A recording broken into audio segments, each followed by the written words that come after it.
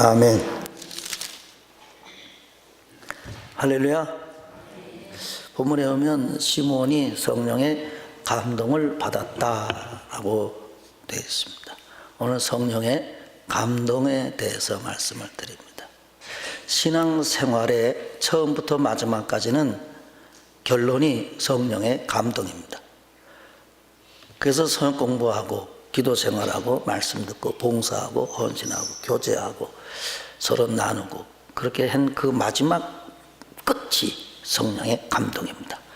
그래서 무엇이든지 다 잘하고 교제도 잘하고 사람하고도 친하고 잘 지내지만 성령의 감동이 없는 사람은 육신의 사람이고, 그리고 하나님을 언젠가는 배반할 날이 오고, 그리고 하나님과 관계없는 사람으로 남아있다는 것을 알아야 됩니다. 그 때문에 우리의 신앙생활의 처음이요 마지막이 성령의 감동입니다.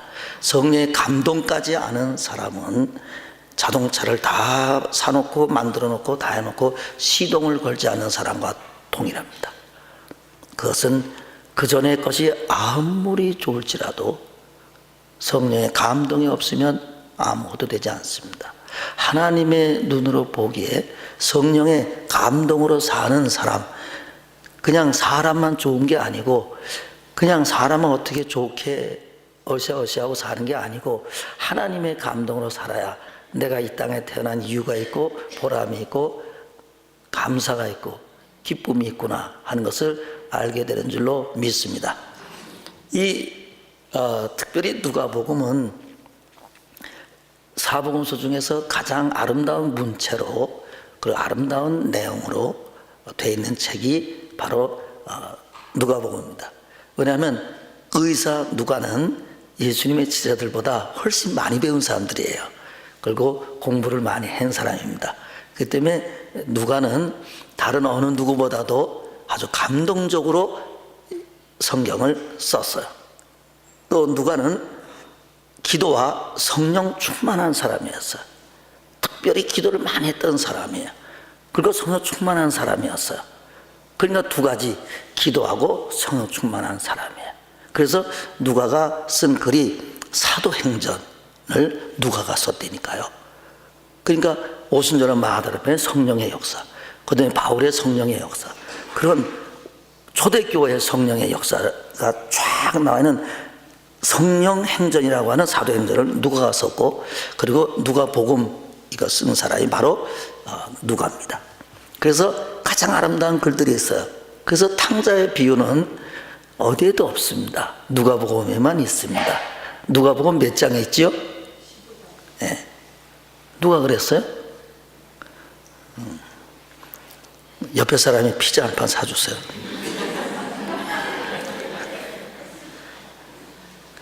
그런 사람이 옆에 있다는 게 여러분에게 복이 되는 거예요.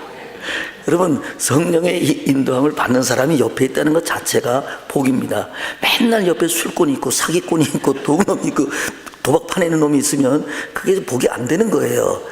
그런 거 대답하는 사람이 옆에 있다는 것 자체가 능력이고 은혜고 감사인 걸 깨달으시기 바랍니다. 그 탕자의 비유가 거기서 나오는 거예요. 그래서 골로새에 보면 사랑받는 의사 누가는이라고 하는 사랑받는 의사였어요. 그리고 바울의 2차 여행 중에 처음 바울을 만난 사람입니다. 지혜와 학식이 뛰어난 사람이고 기도의 사람이었고 성령 충만한 사람이었어요. 누가는 예수님의 제자가 아닙니다. 놀라운 일이에요. 그리고 로마 마지막까지 따라가는 사람이 의사 누가입니다. 누가복음은 데오빌로 각하에게 편지를 쓴다고 하면서 제일 먼저 딱 나오는 것이 성전에서 시작이 되는 것이 바로 누가복음이에요. 누가복음을 맨 처음 보면 사가랴라고 하는 제장이 그 하나님의 성전에 들어가 분향을 하는 시간에, 그러니까 분향하는 시간에 백성들은 밖에서 기도하더니 라는 말이 나옵니다. 그러니까 그 분향하는 게 성막에서 분향하는, 성전에서 분향하는 것은 하나님께 기도하는 거예요. 기도 향해 하늘에 올라간다 그랬어요.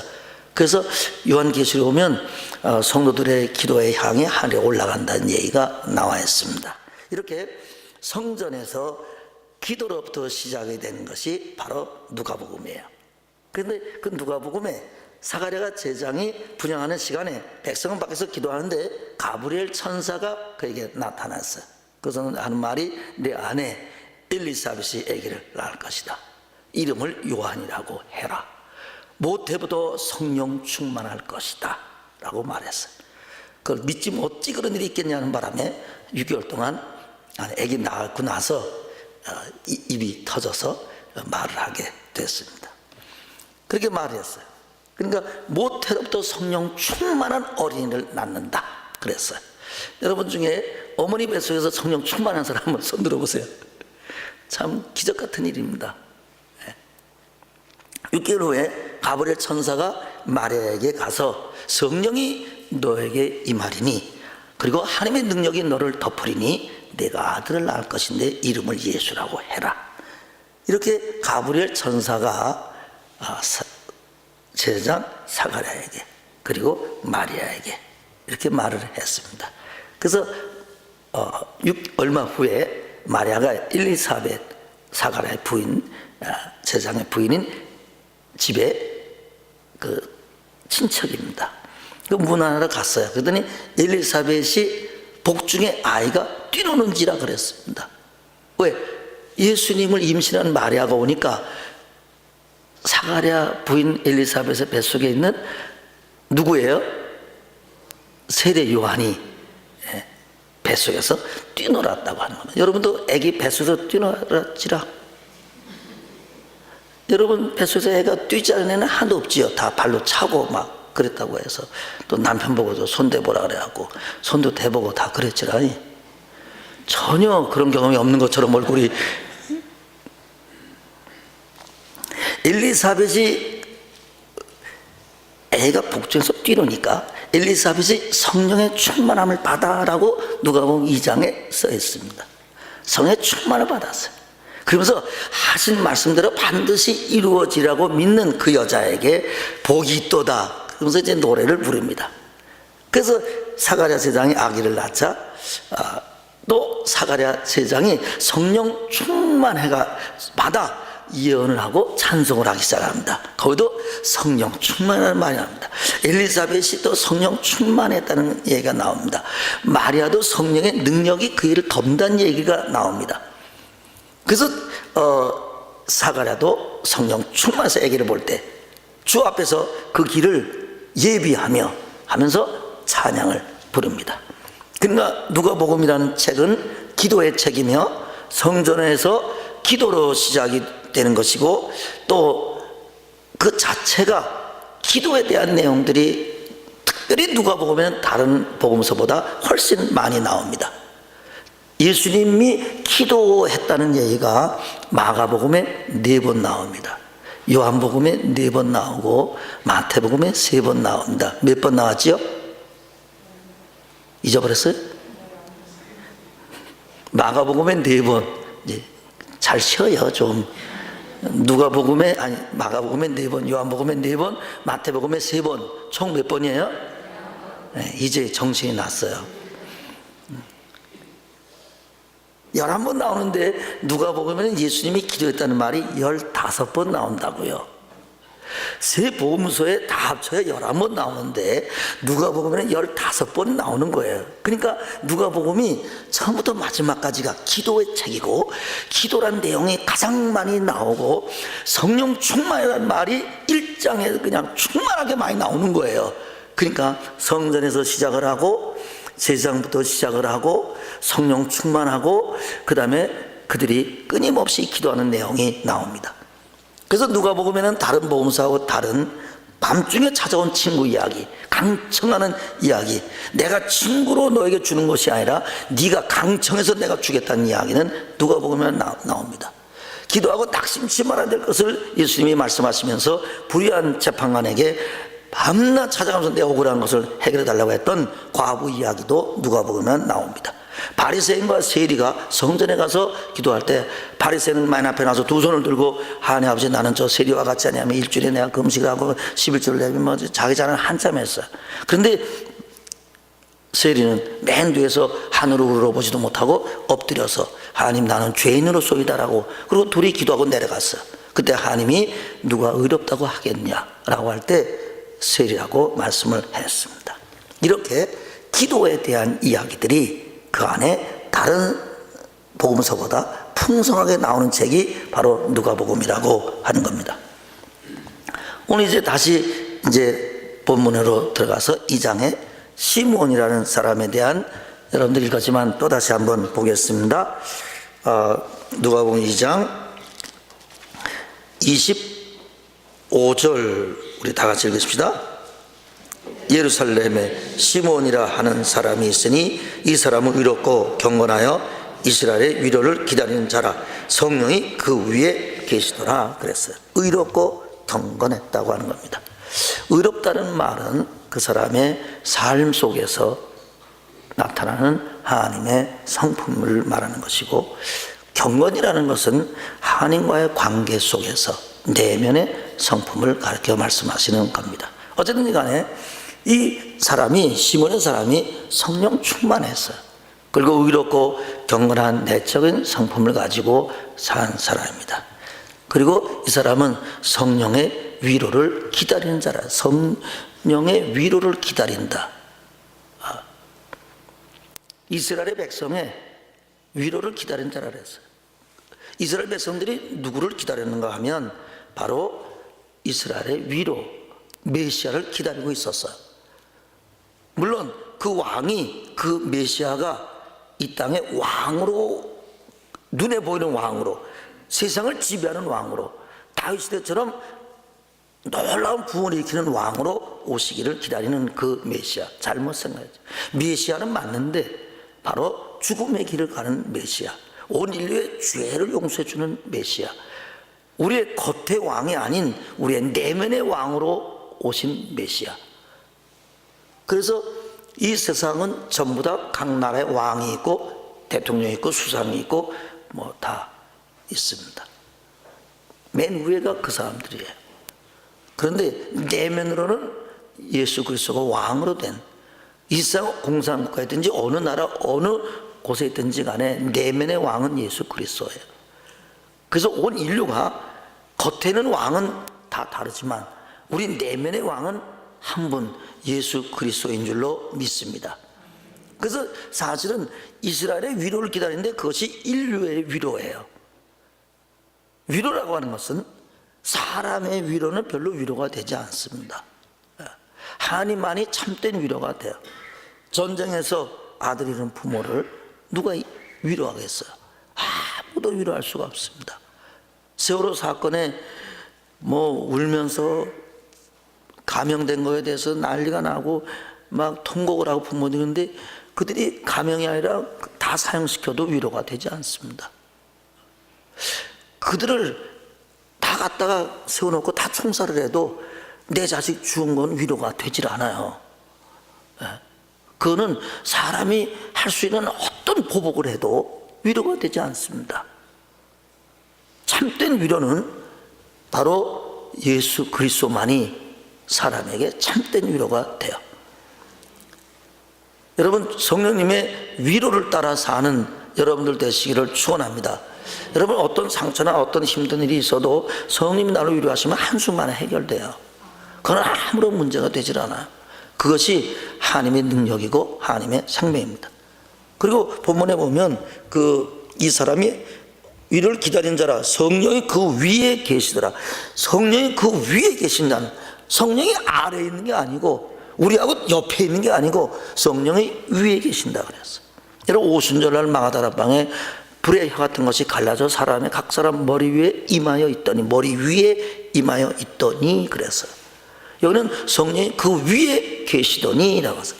이 왜 위에 있는가라는 그 말은 바로 성령의 지배하에 사는 삶을 가르쳐 말씀하는 겁니다. 즉 성령님께 순종하는 사람이에요. 그 사람 위에 누가 있는지, 여러분, 우리 위에 누가 계신지, 내 위에 있는 사람에게 순종하잖아. 여러분, 만약에 믿는 사람이 성령 받고 은혜를 받았어도 어느 직장에 가면 위에 사람이 가장 높은 사람이라고 생각하고 거기에만 순종하는 것으로 그가 일관되게 이렇게 산다면 그는 성령님의 인도를 받을 수가 없어요. 정말 어느 곳에 가서 누구를 만나든지 내 위에 있는 분은 직장 상사를 무시하는 게 아니라 그분을 존경하고 순종해야 되지만 그분 위에 성령님이 계시고 나는 이분의 바로 사람에게 내가 순종을 하지만 그러나 성령님이 나에게 순종하라고 할 때는 사람은 물러가는 거예요. 물론 그 사이에서 지혜롭게 해야 되고 그 사이에서 화목하게 잘 해야 되는 건 사실입니다. 어쨌든지 간에 성령님에게 순종하여서 사는 사람, 모든 축복의 근원은 결국 순종입니다. 사도행전 5장 32절에도 자기를 순종하는 자에게 주신 성령이라 그랬어요. 제자들이 왜 성령 세례 받았나? 예수님께 순종했기 때문에 그래요. 예수의 말씀에 3년 동안 맨 처음에 이런저런 믿을 수 없고 좀 따라갈 수 없고 여러 가지 또 잘못된 이야기도 하고 서로 높아지려고도 했지만 그러면서 책망을 받아가면서 예수님께 순종했어요. 그래서 마지막 순종의 제자들이 됐을 때 그들은 순종이 어느 정도 다 결정되었을 때 예수님이 죽으셨어요. 그리고 제자들은 다 도망갔어요. 자기 자신들에 대한 절망이 빠졌어요. 부활한 예수님이 여러 번 나타나실지라도 그들은 다 도망갔어요. 부활한 예수 믿고 할렐루야 이제 예수님 부활했으니 세상에 나가서 전한 게 아니에요. 부활한 예수님이 여러 번 봤는데도 베드로는 나는 물고기 잡으러 간다 그랬어요. 왜? 그는 자기 스스로를 자기를 볼 때 절망에 빠져 있었기 때문에 그래요. 그 때문에 자기가 자기를 보면 절망에 빠집니다. 그래서 예수님이 찾아오셨어요. 그래서 결국 떡을 먹이고 생선을 구워서 주고 생선을 좀 가져오라고 하고 떡은 이미 구워놓고 그들에게 먹어주셨어요. 그리고 네가 나를 사랑하냐 3번 물으셨어요. 그래도 그는 일어나질 못했어요. 그리고 자기 자신만 볼 수밖에 없었어요. 순종했어요. 순종한 다음에 그 다음에 자기 자신에 대한 절망이 왔어요. 여러분 자신에 대한 절망이 와야 돼요. 한번 따라하십시다. 순종하고 살면 나에 대한 절망이 온다. 왜냐하면 순종하고 나에 대한 절망이 와야 나를 신뢰하지 않고 하나님을 신뢰할 수 있기 때문에 그래요. 나에 대한 절망을 하지 않으면 나를 의지하고 내 지혜를 의지하고 내 생각을 의지하고 사람의 경험을 의지해서 말을 해요. 그 때문에 사람은 순종할지라도 그 사람에게 절망이 언제나 와야 돼요. 그 절망을 통해서 하나님을 신뢰하게 되고 그 다음에 성령이 임해요. 따라합시다. 순종하고 절망이 오고 성령 충만해졌다. 이것이 왜 나를 위해서 절망하는가 하면 나를 부인하는 길이에요. 그것이 나를 신뢰할 수 없는 거예요. 내가 나를 믿을 수 없는 거예요. 여러분을 믿을 수 있어요? 여러분 신앙생활 해보니까 믿을 수 있어요? 믿을 수 없어요? 여러분 믿을 수 없어요. 여러분 믿을 수 없어요. 옆에 사람한테 그랬어요. 도저히 믿을 수가 없습니다. 해요. 그래야지 은혜가 되지. 옆에 사람한테 그랬어요. 믿을 수 없는 사람이군요. 여러분 사람 믿으면 안 돼요. 사람 믿으면 절대 되지 않는 게 하나님만 믿고 그 사람을 봐야 사랑이 돼요. 아멘. 그 때문에 순종하는 자에게 주시는 성령, 그 자기에 대한 절망이 온 거예요. 순종해야 돼요. 그런데 우리가 순종 못 하잖아요. 근데 성령님은 끊임없이 우리에게 순종하라는 부분이 있잖아요. 죽을 때까지 있어요. 그거는 왜냐 하면 사람은 항상 실수하게 돼 있어요. 항상 넘어지게 돼 있어요. 사람은 항상 하나님의 말씀에 불순종하는 부분이 항상 죽을 때까지 이렇게 돼 있어요. 모세를 보세요. 그 엄청난 일들을 했던 그 사람, 기적의 사람이에요. 변화산에서 모세하고 엘리야하고 예수님이 나타났잖아요. 모세가 정말 대단한 사람이잖아요. 여러분 읽어봤지만. 근데 그 모세도 가나안 땅까지 끌고 들어가는 게 책임이에요. 근데 거기까지 못 들어가잖아요. 왜 못 들어가요? 무리와 반석에서 화를 냈잖아요. 그 무리와 반석을 가리키라 그랬는데 내가 너를 위해서 물을 내랴 그러면서 자기가 낸 것처럼 그걸 2번이나 때렸다고요. 그 몽디로 그 바위 2번 쳤다고 못 들어간 거예요. 여러분 어디 가서 몽디로 바위 치지 마시기 바랍니다. 그 2번 쳤다고 못 들어간 거예요. 하나님의 영광. 그러니까 하나님 앞에 가면 갈수록 하나님께 조금만 잘못하면 하나님이 그 사람을 예민하게 책망하세요. 모세도 그 많은 기적과 그 많은 능력과 그 많은 하나님의 은혜를 받고 그 놀라 지면에서 가장 온유한 사람이라고 하는 사람이 거기서 화가 나서 그걸 때렸다니까요. 그래서 가나안 땅에 못 들어갔다니까요. 사람은 모세 같은 사람도 그 가나안 땅, 그래서 나중에 그러잖아요. 모세가 너무 자기가 힘이 드니까 하나님 나도 가나안 땅에 들어가게 해주세요. 그 말을 하잖아. 하나님 뭐라 그런지 아시는 분? 다시는 그 얘기하지 마라. 그래서 놀랍죠. 하나님 무섭죠. 하나님 좀 이 정도 일을 했으면 그래도 가나안 땅에 들어가게 좀 해주시면 안 될까요? 그렇게 말해. 다시는 그 얘기하지 마라. 모세가 그렇게 놔두고 비스가산에 올라가 죽잖아. 눈이 흐리지 않고 기력이 쇠하지 않은데 건강해서 세상을 떠납니다. 하나님이 데려가시니까. 이렇게 사람은 하나님께 불순종하는 마음이 우리 안에 항상 남아있는 건 사실이에요. 그렇기 때문에 여러분 사람을 볼 때 그 사람에게 불순종이 있다는 것은 마땅한 겁니다. 그 사람에게 하나님께 불순종하는 부분이 있을 수 있다는 것은 그거는 어느 성자나 어느 누구도 이 땅에 존재하는 사람치고 거기서 자유로운 사람은 하나도 없습니다. 사람 안에는 그런 불순종이 늘 있어요. 우리가 그 때문에 순종해 가면서 주님을 따라가는 거예요. 그래서 겸손해 주님을 따라가는 거예요. 베드로전서 1장 22절에 너희가 진리에 순종함으로 너희 영혼을 깨끗게 하여 거짓이 없이 형제 사랑하기에 이르렀으니 마음으로 서로 사랑해라. 너희가 진리에 순종함으로 너희 영혼을 깨끗게 하라. 진리에 순종해야 돼. 하나님 말씀에 순종하라는 거죠. 성령께 내가 순종하는 거예요. 그건 우리 안에 있는 내 생명이 아닌 하나님의 생명으로 내가 순종하는 거예요. 그래서 골로새서 3장 4절에 보면 우리의 생명이신 그리스도라고 말해요. 우리의 생명이신 그리스도예요. 우리의 생명이 부모로부터 물려받은 생명이 아니고 하나님으로부터 온 생명. 그래서 하나님을 아버지라고 부른다는 것은 아버지의 생명이 내 속에 있으니까 아버지라고 부르는 거예요.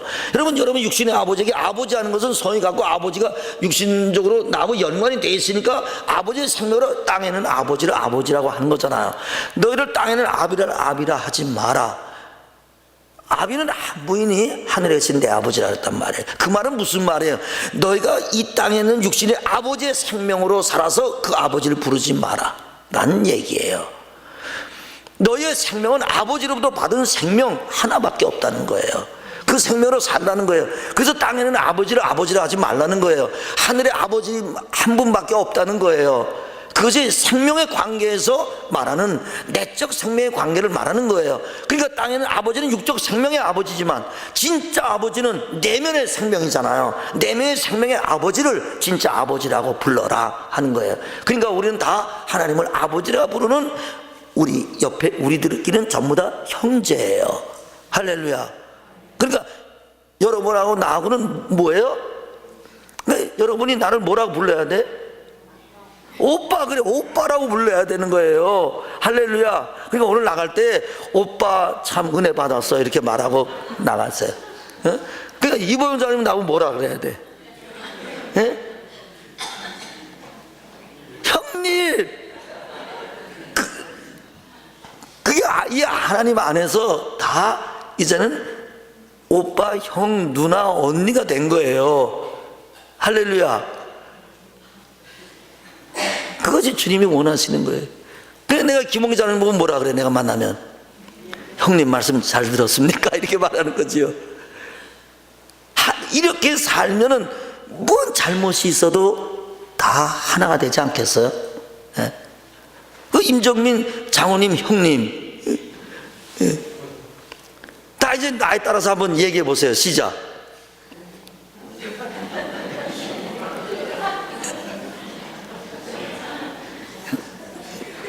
좀 비슷해갖고 잘 모르겠어요. 물어보세요. 도대체 몇 살인가? 이건 내 동생이겠지 하고 몇 살이요? 자기보다 5살 많은 수도 있어요. 요새요.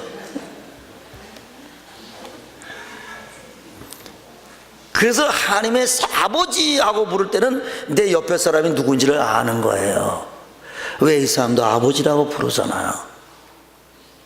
그래서 만군의 여호와여 이렇게 말한 사람은 아주 웃기는 사람이에요. 기도를 할 때 여호와여 이렇게 하는 사람도 약간 이상한 사람이에요. 하나님 아버지라고 부르는 거예요.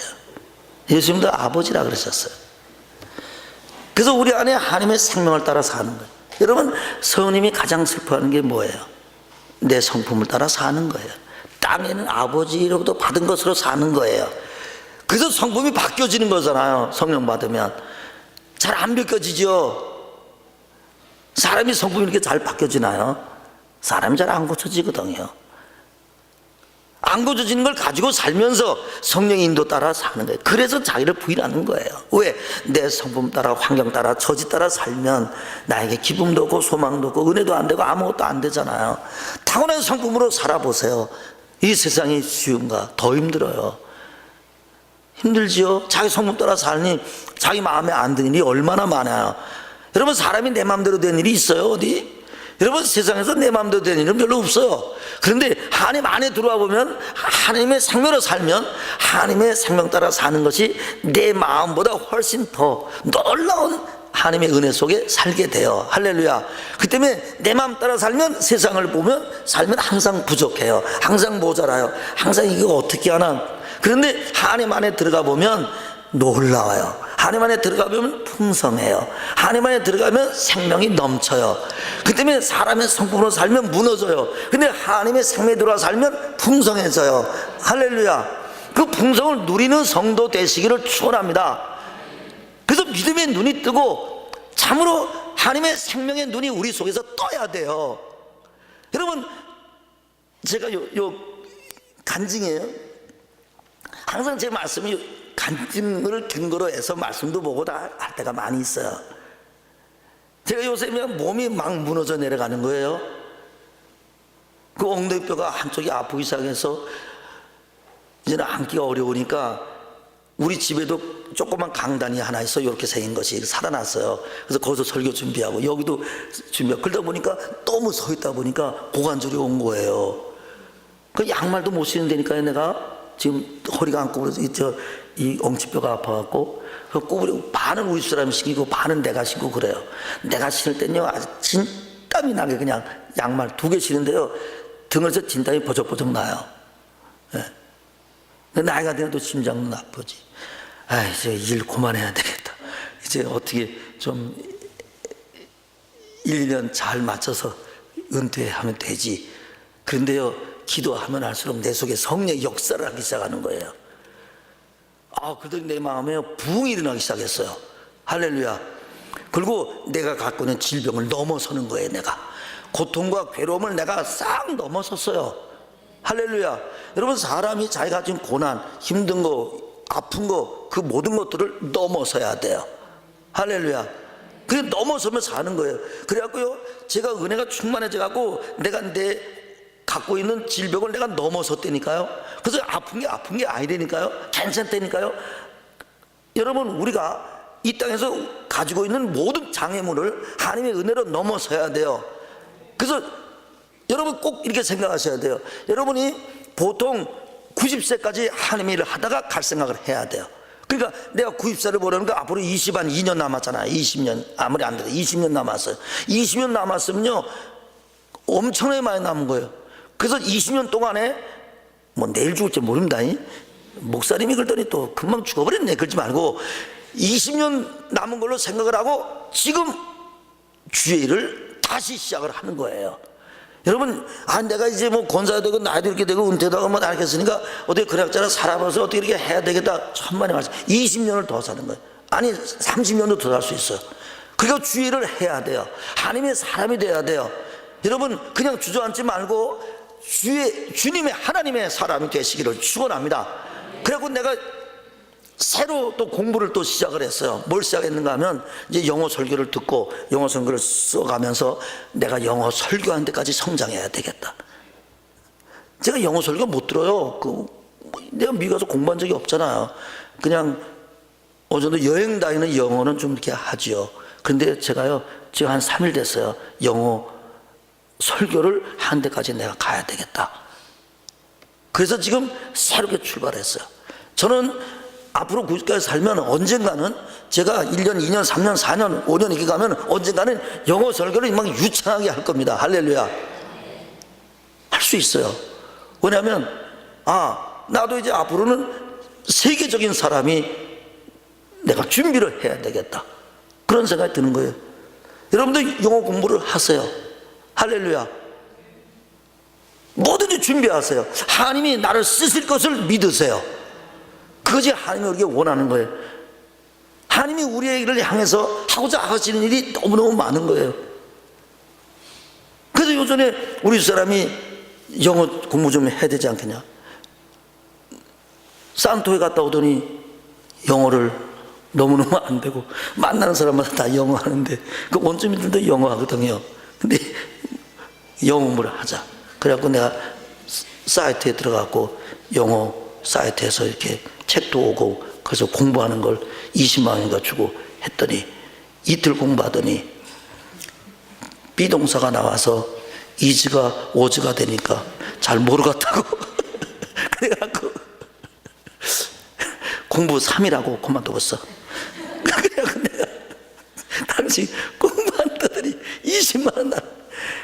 여러분 왜 그렇게 못하는가 하면 할래다가 별 필요가 없어요. 네. 그러니까 하나님을 향해서 난 죽기 살기 기도만 하지 이제 그건 이제 못하는 거지요. 근데 시간은 널널하잖아요. 나보다 훨씬 시간이 많거든요. 여러분 우리가 하나님을 향해서 나는 90까지 산다, 90까지 내 인생을 어떻게 보낼 것인가를 계획하세요. 그리고 하나님 나를 사용하세요. 하나님 내가 하나님 앞에 쓰임받기 원합니다 라고 주 앞에 기도하세요. 여러분 하나님 앞에 쓰임받는 성도가 되시기를 축원합니다. 그 중에 첫 번째가 뭐냐면 성령의 감동이에요. 아무도 못해도 괜찮아요. 성령의 감동대로 순종하면 돼요. 그 성령의 감동 따라 어떤 사람은 영어 공부하고, 어떤 사람은 성교사를 나가고, 어떤 사람은 이 길 가고, 어떤 사람은 저 길 가고, 어떤 사람은 신학교도 가고, 다 사는 거예요. 적어도 90세까지 하나님 일을 한다고 생각을 하면 돼요. 그냥 나는 어떻게 늙어서 병들어서 뭘 내가 하겠는가. 그래갖고 해감 넘고 뭐 70 넘고 그러면 다 포기하지 말고 새롭게 시작을 해야 돼요. 그래서 믿음으로 사는 훈련을 해야 돼요. 우리와 우리 자녀가 내 계획이 아니고 성령님이 계획하신 것을 따라 살게 해야 돼요. 그것이 우리 인생에 가장 소망이 있는 거예요. 가장 능력이 있는 거예요. 여러분들이 나중에 나이가 들면 들수록 하나님의 일이 더 많아져야 된다고 생각해요. 하나님이 그 사람을 더 많이 쓰는 대로 가야 돼요. 제가 몸도 그렇고 또 계단을 요새는 또 뭐 한 5계단 오면 또 숨이 차서 한참 이게 쉬어야 돼. 그런 게 가끔 오거든요. 근데 그동안 좀 좋아졌다가 또 한 5계단 오르면 숨이 차고 가만히 서 있다가 또 간단 말이에요. 그런데 그런 절망이나 이런 것들이 찾아오잖아요. 그 찾아올지라도 그것을 넘어서는 믿음으로 주님이 나를 이끄신 거예요. 그래서 하나님의 생명은 결국 사람이 가지고 있는 모든 장애, 모든 힘든 거, 어려운 거, 고난, 질병, 모든 시련, 역경 다 이기며 사는 거예요. 여러분 신성훈 권사님 봤잖아요. 죽음을 이기는 거 봤잖아요. 그리고 이기고 살다 보면 죽음이 와도 이기잖아요. 마지막에 내가 잠깐 기도해주고 갈라 그러니까 목사님 가지 마세요. 여기 좀 계세요. 그럴 뿐이 아닌데, 그리고 계속 찬송을 부르는 동안에 손도 하나 들지 못하던 숨져가는 사람이 손을 들고 방언 찬송을 하고 따라하고 그러면서 세상 갔잖아요. 그 죽음을 이겼잖아요. 얼마나 그 옆에 있는 동생이 감동이 되고 얼마나 은혜를 받은지 모르잖아요. 자기 언니 죽는 걸 봐서 정말 하나님 놀라운 역사를 하신다고, 정말 하나님 살아계신 것이 우리 언니 죽음을 통해서 나는 더 확신을 갖았다고 얘기를 하잖아요. 결국 우리는 이 세상은 가지고 있는 모든 장애, 물질의 장애, 여러분 부족해요? 부족하지 않아요. 여러분 세상에서 뭔가 좀 나에게 뭔가 도움이 되면 그냥 거기에 그냥 사람이 무너지고 엎어지고 다 그러잖아요. 여러분 이번에 자살한 사람 보세요. 그냥 여기저기 좀 기업이나 하나 제대로 하지 아무것도 안 한 사람이잖아요. 그 로비하는 그 열정, 그 열심, 그걸 가지고 열심히 기업을 잘 살려서 기업이 튼튼하게 하고 열심히 했으면 되잖아요. 그럼 교회에서 열심히 봉사하고 헌신했으면 얼마나 좋았겠어요. 마지막 끝에 가서는 스님 따라서 점쟁이한테 가서 점을 봐. 그런 기가 막힌 일들이 왜 벌어지는가? 결국 자기 성품 따라 사는 거예요. 그 때문에 우리가 우리 자녀들에게도 다른 거 아니에요. 네가 뭘 먹고 사냐, 어떻게 세상에 나와서 잘 먹고 어떻게 감들 쓰고 사냐가 중요한 게 아니고 성령 따라 네가 살아야 되지 않겠냐라는 것으로 자녀를 키워내야 돼요. 그래서 부모를 보면 믿음이 자라야 돼요. 여러분, 자녀가 하고 전화를 하면 자녀가 자기 어머니 전화, 아버지 전화 받으면 그 음성만 들어도 아, 나는 이렇게 살면 안 되는데 라고 하는 양심의 가책이 와야 돼요. 그것이 부모가 전하는 이유예요. 부모의 음성을 듣는 이유예요. 우리 어머니 음성 들어보니까, 우리 아버지 음성 듣고 나니까 아, 내가 가책이 돼. 아, 나 이렇게 살면 안 되는데 좀 더 이렇게 살아야지 하고 사람이 변한다고요. 너 뭘 먹고 사냐? 그게 중요한 건 아무것도 아니잖아요. 여러분, 우리가 우리의 삶에 결국은 남은 것은 아무것도 없습니다. 자녀에게도 남은 건 아무것도 없습니다. 죽으면 다 끝나는 겁니다. 그 때문에 그 전에 살아있는 동안에 주례를 해야 돼요. 주례는 어떻게 하는가? 성령의 감동으로 사는 거예요. 성령의 감동은 타고난 성품, 내가 처한 환경, 내 처지 따라 그렇게 사는 것이 아니에요. 하나님은 성령의 감동받는 사람을 그렇게 원하시는 거예요. 여러분들이 어떤 생각이 들어올 때 이것이 하나님의 말씀에 가까운 이야기인가, 아니면 희미할지라도 하나님과 가까운 이야기를 내가 선택해야 돼요. 아, 이 마음은 하나님과 너무 먼 마음을 내가 갖고 있잖아. 그러면 그것은 버려야 돼요. 그래서 우리가 희미할지라도 그걸 알잖아요. 여러분들이 어떤 생각이 들어오고 어떤 마음이 들어오고 어떤 내 삶을 보면 자기 스스로 자기 자신을 보잖아요. 알잖아요. 여러분들이 하나님만 꼭 봐야지 압니까? 내가 나를 봐도 알잖아요. 그러면 내가 이런 부분은 내가 하나님 따라 살지 않는 부분이 있구나 라고 하는 것은 알잖아요. 또 어떤 생각이 들어오면 아, 이것은 하나님이 주신 선한 생각이로구나 하는 그런 것이 가까운 게 있잖아요. 그것처럼 하나님께 내가 그런 데 순종을 해야 돼요. 그러면 하나님이 그것이 점점 밝아지기 시작합니다. 그런데 하나님이 이렇게 원하는 마음을 나에게 주었는데도 그냥 내 욕심, 탐욕, 내 생각 때문에 딱 문질러버리고 가만히 있는 거예요. 여러분, 하나님께 순종할 때는 즉시 해야 돼요. 끌면 안 돼요. 끌면요 틀림없이 병듭니다. 여러분, 어떤 감동이든지 이건 성령이 나에게 감동 준 게 아닌가라고 하면 즉시 순종. 그 다음 시간을 볼 것도 없어요. 그 다음 주일날 갈 것도 없어요. 그 즉시 순종하는 시간을 가져야 돼요. 그것이 주님이 원하시는 거예요. 그 때문에 성령님이 우리에게 언제나 늘 계시를 계속해 나간다면 그 사람은 과거로부터 시작을 해서 점점점 주님께 순종의 삶을 살아왔기 때문에 주님이 그것을 밝게 보여주는 거예요. 여러분, 사람이 어떤 기술을 배울 때 손이 좀 서툴고 할지라도 그걸 계속해 나가면, 그 일을 계속해 나가면 나중에 잘하게 되잖아요. 그래서 달인이 되는 거 아니에요? 마찬가지예요. 하나님의 일도 내가 하나님께 순종, 내가 지금 이렇게 살면 하나님의 뜻대로 사는 게 아니지, 나는 이렇게 살아서는 안 되지, 이렇게 해야지 하면서 나에게 찾아온 주의 음성에 자꾸만 순종해 가다 보면 나중에 거기에 성령님의 인도함이 나에게 분명히 올 때가 있어요. 여러분, 그런 모든 성도가 되시기를 축원합니다. 왜인가 하면 사람의 몸뚱아리는, 삶은 하나님의 성전이잖아요. 우리가 하나님의 성전이네. 너희가 하나님의 성전인 것과 하나님의 성령이 너 안에 거하시는 걸 알지 못해. 우리는 왜 땅에 태어났냐? 내가 하나님의 성전 되려고 타사온 거예요. 성령이 내 안에 들어오시려고, 그래서 내 안에 계시려고, 그리고 나는 성령의 감동 따라 살려고 이 세상을 사는 거예요. 사람이 이 땅에 왜 태어났는가? 성령의 감동받아 살라고 태어났어요. 그것이 하나님의 사람이고 하나님의 사람이 이 땅에 보낸 이유며 내가 예수 믿는 이유예요. 성령의 감동 따라 사는 여러분 되시기를 축원합니다. 참으로 중요한 얘기예요. 여러분들이 희미할지라도 성령님의 감동되는 마음이 있잖아요. 여러분들, 그러면 그것에 대해서 즉시 순종을 해보세요. 하나님이 여러분의 생애를 어떻게 인도하시는가, 하나님이 어떻게 인도하실 것인가. 그래서 하나님에 대한 기대를 갖게 돼요. 하나님에 대한 기대와 포부를 갖게 돼요. 저는 제 인생에 대해서 요 근래는 내가 하도 많이 이렇게 넘어지니까, 하도 이게 몸 때문에 이렇게 가라앉으니까, 아, 내가 이제는 좀 접는 일을 좀 해야 되겠다.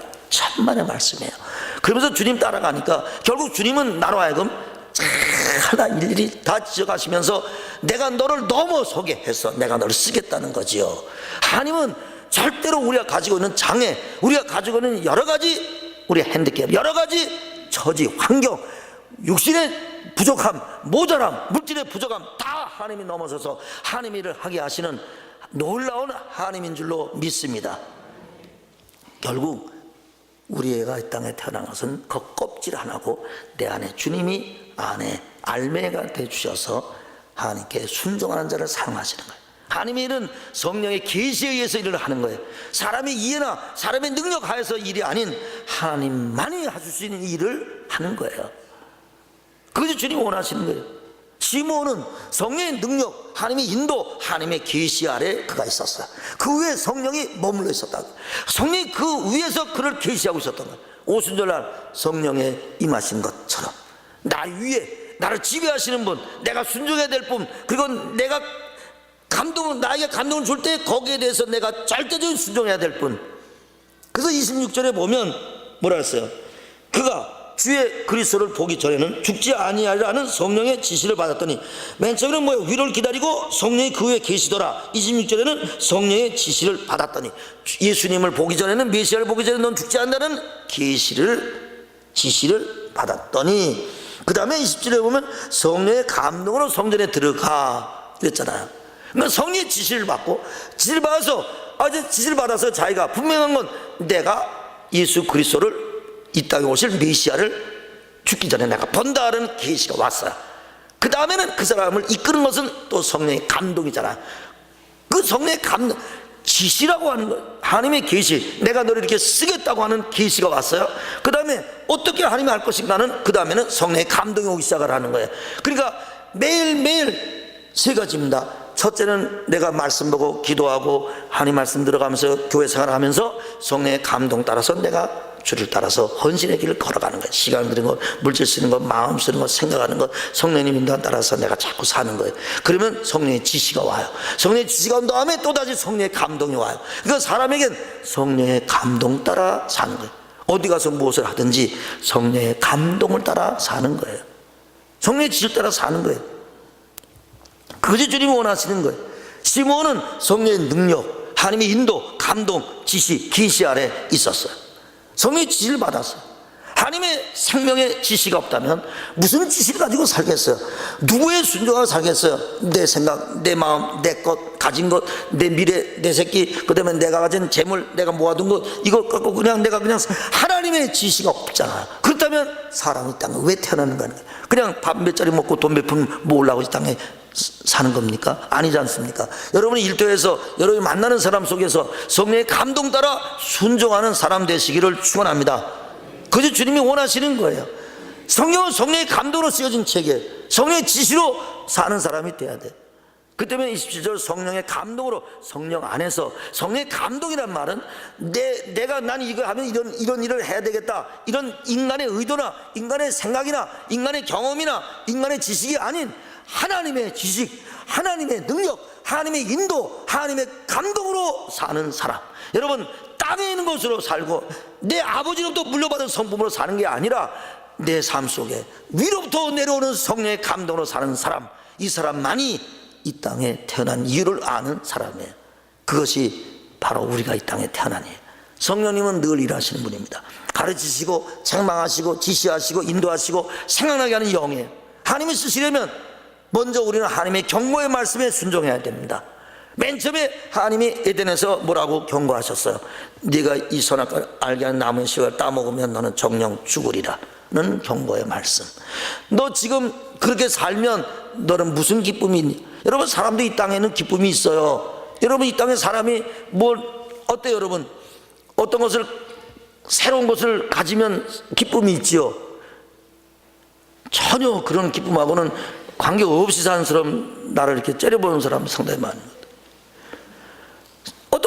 어떤 걸 새로 가지면 기쁨이 있잖아요. 꽃도 이렇게 바꿔놓으니까 어때요? 또 기쁨이 있잖아요. 여러분도 새 옷 입으면 기쁨이 있잖아요. 나도 이거 새 옷 이거 여름옷 하나 15만 원짜리 입으니까 아주 시원해. 내가 요새 내가 강대상에 올라가면 더 갖고. 여러분, 사람이 뭘 안 하면 사람도 그런 기쁨이 있어요. 땅에는 기쁨이. 그런데 이 땅에는 기쁨은 잠시 잠깐이고 또 금방 없어져 버리는 것이고, 그런 기쁨은 늘, 여러분, 머리만 새로 깎고 내가 염색을 처음으로 이렇게 새까맣게 했어요. 그러니까 또 새롭더라고. 조금 있으면 또 밑에서 뭐가 올라와 버려. 흰머리가 올라와 버리면 또 그 기쁨은 사라져 버리는 거예요. 그 몇 조금 못 가요. 며칠 못 가요. 땅에 있는 기쁨은 잠시예요. 여러분, 하나님으로부터 오는 기쁨으로 사시기를 축원합니다. 여러분, 이 땅에서요, 주의 종이 안 되고 실학교를 한 거 당하지라도 하나님의 기쁨으로 하나님의 일을 하다가 주의를 얼마든지 할 수 있어요. 우리에게 하나님이 그런 능력이 여러분에게 주신 거라고요. 그것이 성령님이 오신 거라고요. 근데 제일 먼저는 경고의 말씀드려야 돼. 너 이거 순종해야 돼. 에덴에서 먹는 날에 너는 죽어. 그럴 때 우리가 내 성품이, 내 능력이 이것밖에 안 되는데 아니라는 생각을 버려야 됩니다. 하나님이 나 잘 아시는데 난 이것밖에 되지 않잖아. 그런데 하나님이 나한테 무리한 요구를 하시면 내가 그걸 하면 어떻게 하겠어. 하나님 나 잘 아시잖아. 나 아니라는 생각. 여러분, 이게 내가 한 얘기예요. 지금 이 설교 내용이 내가요 안일하게 생각을 했어요. 얼마 전에요. 그냥 이렇게 그냥 이렇게 그냥 하다가 그냥 열심히 좀 이렇게 좀 지금까지 했으니까 이렇게 하다가 그냥 주 앞에 가면 되지. 또 은퇴하고 또 그렇게 뭐 살지 뭐 어떡하겠어. 그러면서 아니라는 생각을 했어요. 내가 잠깐. 그런데요, 성우님이요 절대로 저를 아니라는 생각에서 두지 않으세요. 할렐루야. 그래서 아니라는 생각을 내가 회개했다니까요. 내가 안일하게 주님을 따라가서 안 되겠구나. 이거는 아니다. 내가 아무리 나이가 많고 아무리 질병이고 아무리 어떨지라도 하나님은 나를 새롭게 살기를 원하는구나. 내가 맨 처음에 예수님을 만났을 때처럼 그보다 더 깊게 더 넓게 하나님을 체험하고 내가 살아야 되겠구나 하는 마음이 내 속에 들어오는 거예요. 내 능력은 여기밖에 안 돼. 내가 여기까지만 하면 그만해야지. 그게 아니고, 내가 언제 성교사 5천만 원 한다는 거 제가 한다 그랬잖아요. 그래서 정말 기적적으로 권사님의 아들 서울이는 의사가 했잖아요. 그러면서 거기까지는 내가 하겠지 하고선 거기까지 해서 사실 머물러 있었어요. 근데 주님이 그 다음에 나한테 역사한 것이 바로 심내원술 장학생을 하는 것으로 주님이 다시 나를 세우시기 시작을 한 거예요. 거기서 내가 안일했던 것들을 회개한 거예요. 하나님이 내가 안일에 빠져서 여기까지만 나는 하지, 여기까지만 했으면 내가 이제 더 이상은 못하지 했던 내 안일과 내 능력과 내 처지와 내 환경, 그리고 내가 남아있는 기간, 이런 걸 생각해 볼 때 내가 내려놓은 거예요. 근데 주님은 절대로 그렇게 하지 않습니다. 절대로 주님은, 오늘 주님이 그랬잖아. 아버지가 일하시니 나도 일한다 그랬잖아. 그러면 어떤 그분의 그 성령님이 우리에게도 우리 들어오시면 내가 일하니 너도 일해라 그러지 않겠어요?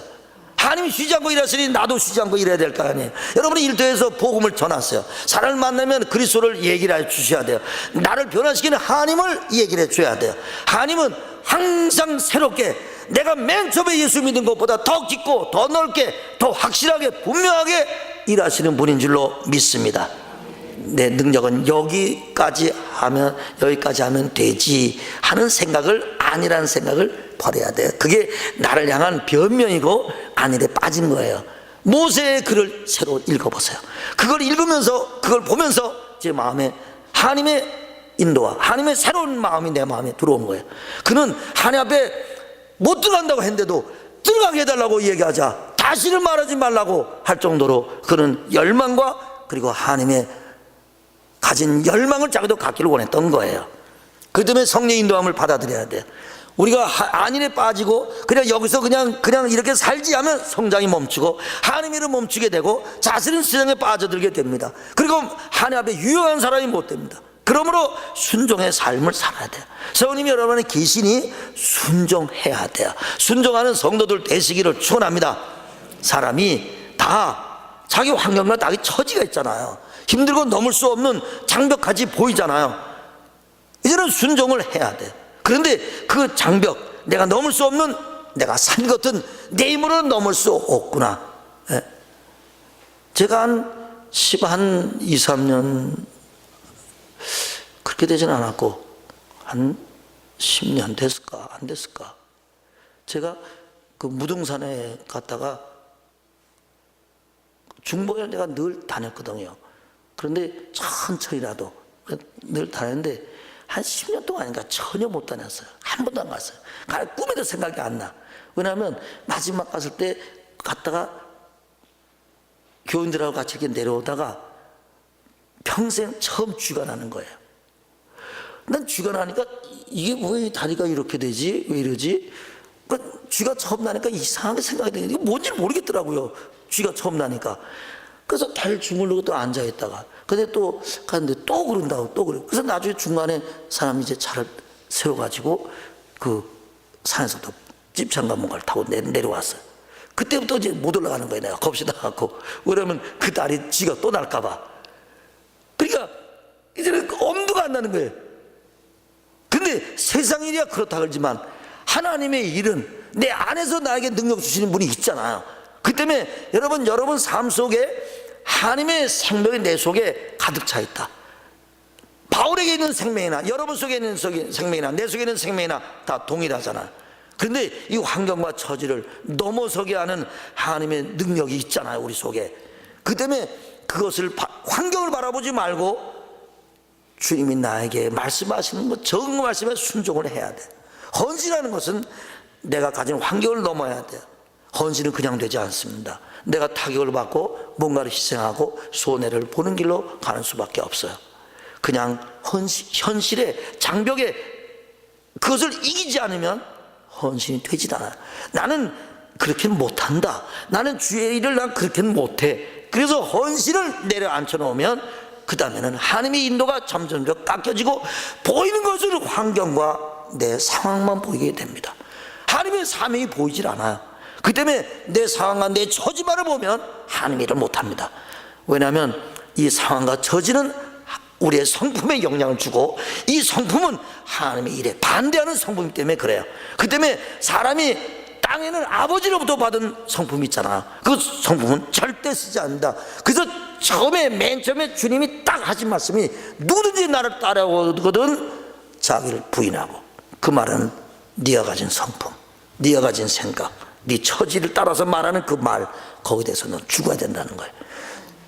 그래서 나를 부인하는 건 뭐예요? 내가 없다는 얘기예요. 난 그거 안 했어. 그 말은 뭐예요? 난 전혀 그런 행동을 한 적이 없다는 얘기잖아. 그러면 나는 부인한다는 건 뭐예요? 나는 없다는 얘기예요. 내가 없는데, 내가 없어져야 하나님의 뜻에 따라 살지 않겠어요? 그렇지 않으면 성령은 우리 안에서 일하실 수 없습니다. 그 때문에 준비하고 살아야 돼요. 지금 이 시간이 여러분의 기회예요. 살아있는 동안이 기회예요, 여러분들. 여러분 병상에 누워서 세상 떠나기 직전까지 여러분들 하나님의 기회는 여러분에게 주어졌어요. 그러면 그 기회를 주어진 것을 지금부터 출발을 해서 하나님의 일을 하는 성도가 되시기를 축원합니다. 따라합시다. 오늘이 기회다. 오늘이 기회예요. 여러분 yesterday, 어제는 히스토리예요. 즉 역사예요. 지나간 역사라는 건 지나간 거예요. 어제는 역사예요. 그리고 미래는 미스터리예요. tomorrow, 내일은 미스터리예요. 내일은 우리에게 어떤 일이 날지 우리는 잘 몰라요. 근데 today, 오늘은 opportunity예요. 오늘은 기회예요. 오늘이라는 날은 기회예요. 여러분 매일매일 오늘이 나에게 인생의 기회다라고 기도하는 기회, 주님 앞에 헌신할 기회, 내가 주님을 만날 기회, 성령을 받을 기회, 오늘이라는 날은 기회예요. 여러분 이 오늘을 놓치지 말고, 기회를 놓치지 말고 순간순간을 주님을 의지하고 살아야 될 줄로 믿습니다. 주님을 이제는 주님, 내가 이렇게 열심히로 주님을 따라간 거 주님 아시죠? 물론 부족하고 연약하지만 이제는 나도 쉴 때가 됐습니다. 천만의 말씀에 90까지. 옆에 사람한테 그랬어요. 90까지 사세요. 참 오래 살게 생겼네. 그러면 90까지 살면서 여러분 하나님의 사람이 되시기를 축원합니다. 여러분 기쁨이 있지 않아요? 기쁨이 없는 것 같아요? 기도해야 됩니다. 안일에 빠지면 영이 죽고 하나님의 일은 어디 가나 못합니다. 어디 가나 하지 못해요. 하나님이 나에게 감동을 주시고 인도하시면, 그러면 그 인도 따라 내 마음을 이기게 돼요. 내 환경을 넘어서게 돼요. 내가 가진 소유를 넘어서게 돼요. 하나님 앞에 헌신하게 돼요. 매일매일 주님과의 교제 속에서 하나님이 주신 기회로 하루를 살게 돼요. 그때문에 여러분 항상 주님 앞에 이렇게 기도하세요. 하나님, 내가 헌신의 준비가 되어 있다고요. 난 주님을 위해서 희생할 준비가 되어 있다고요. 난 포기할 준비가 되어 있습니다. 주님, 나는 나를 부인할 준비가 되어 있어요. 주님이 말씀하시면 내가 헌신하고 희생하고 포기하고 부인하고 내가 믿음의 일을 가겠습니다. 주님, 내가 준비되어 있는 사람이에요. 이렇게 기도하는 성도가 되어야 될 줄로 믿습니다. 그것이 간한 마음이에요. 그것이 하루하루 주 앞에 맡기는 마음이에요. 그럴 때 성령님이 나에게 지시하시는 거예요. 감동을 주는 거예요. 여러분 나중에 들어가서 마지막 죽을 때 후회하면 안 돼요. 짧게 후회하면 안 돼요. 만약에 제가 작년에 마음이 무너질 때 그때 그 자리에 그냥 있었더라면, 그래서 만약에 죽었다면 얼마나 주 앞에 부끄럽겠어요. 얼마나 아무것도 아니겠어요. 그 때문에 말씀을 들을 때 성령의 감동으로 그 말씀이 내 것이 되고 준비하는 성도로 살아야 돼요. 이제 믿음의 눈을 떠야 돼요. 이제는 순종의 눈을 떠야 돼요. 순종이 무엇인지, 믿음이 무엇인지 눈을 뜨고 살아야 돼요. 성령님의 가르침에 내가 정한 것이라면 내가 순종해야 돼요. 주님, 내가 준비하고 있다고요. 내가 많은 건 준비하지 못하지만 적어도 이 정도는 내가 주님 앞에 헌신하고, 이 정도는 내가 헌신의 길 걸어가며, 이 정도는 내가 순종할 수 있습니다. 그럴 때마다 주님이 그 테스트를 해나가면서 여러분들을 날마다 새롭게 해서 여러분이 세월이 가면 갈수록 하나님의 사람이 되고 믿음의 사람이 되고 하나님이 쓰는 사람이 되는 성령의 감동받아 사는 여러분들 되시기를 예수님의 이름으로 축원합니다. 기도하시겠습니다.